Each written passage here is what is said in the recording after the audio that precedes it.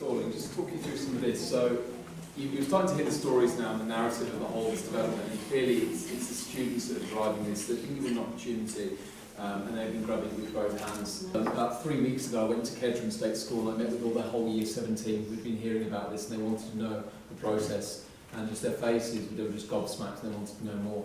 A lot of this lot wanted to actually go and see them, and perhaps maybe in the future there could be a Skype call to their students or to their teachers to talk about those developments, and I'm happy to share those with you. But you can clearly see with the narrative that it's the students that are driving this. And with that, the laptop has still not loaded up.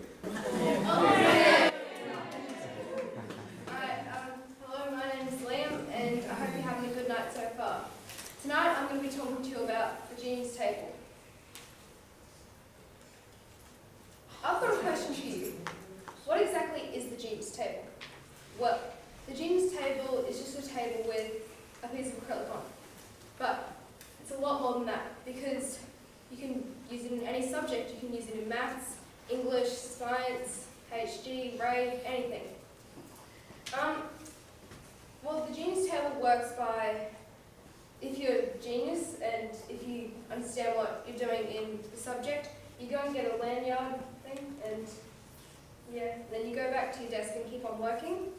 If you don't understand what you're doing and you need help, you go up to the Genius Table and ring the bell, and the genius will come over and help you with any question. I've got a small video clip for you of Mr. Hilton's perspective of the Genius Table. You'll be hearing from Regan, Lincoln, Sophie, our student leader. So in this moment, Lincoln's got the aha moment, so he realises that he's a genius, so he's going up to get a lanyard and he's going back to do his work. And there's just Regan to his work. And there's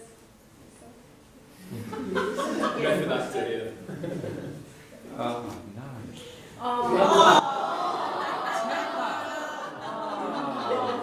Attention. Walk out.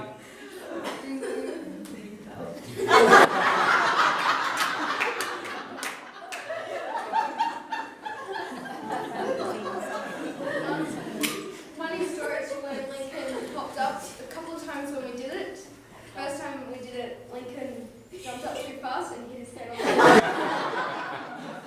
So, like 10 minutes later, he did it again, and then we finally got it. And then when we were getting the lanyards off the hook, he couldn't reach it.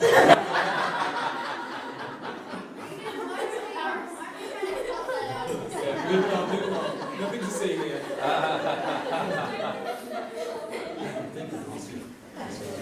Thank you for listening to my talk. I hope you've all learned something of how we educate, and thank you. Before we finish, I'm just going to start probing with questions. So you talked about the Genius Table, so let's just talk about some of the changes it made and some of the changes that need to be made. So how well is the Genius Table working? What are some of the ways it could be improved? Well, it's working great. Like everyone in our class is using it like how it should be, not badly. Okay. I would slightly disagree with that, but I'm very picky and I'm very data-driven. I would say that not every single student is using it. Guys, can you think why students might not be using the Genius Table? Why some students may not be? They might feel like they might be judged if they ring the bell, or might feel a bit silly. Okay, yeah, okay, that's... When you're a genius, you feel really nice to be, that you understand everything, but it might be really nerve-wracking when you see a bunch of people just flocking towards you and you just freak out because you have no idea what to say or what to walk them through or anything like that. Okay, Sam? Underestimate yourself, and you might feel like if you go to Genius Table, when people ask questions, you won't know. Okay, so we can see there's a lot of fear of definitely failure and getting it wrong, and that's something that we probably need to continue to work on. I'm sorry, boys, I'm just going to skip you for now, but I do want to hear your ideas later on.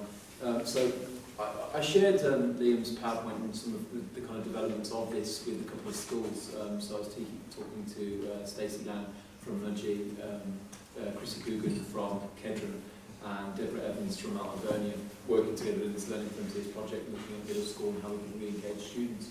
And they had some really great advice actually that I think we could take forward in terms of helping students identify when they're a genius. So at the moment, how do you know when you're an actual genius? How do you know when you're at that pinnacle? Well, they've got a scheme of numbers that you could actually use to judge yourself, so you know when you get to a number 4, your genius material can help.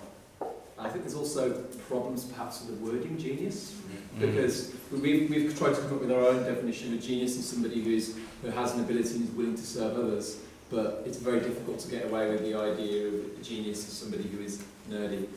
So maybe that's something we need to consider over time. So I really appreciate that. I think it's important we're honest about these things. Some of these things, there's been some really great developments, and we need to continue those and we need to keep on refining. Really appreciate that.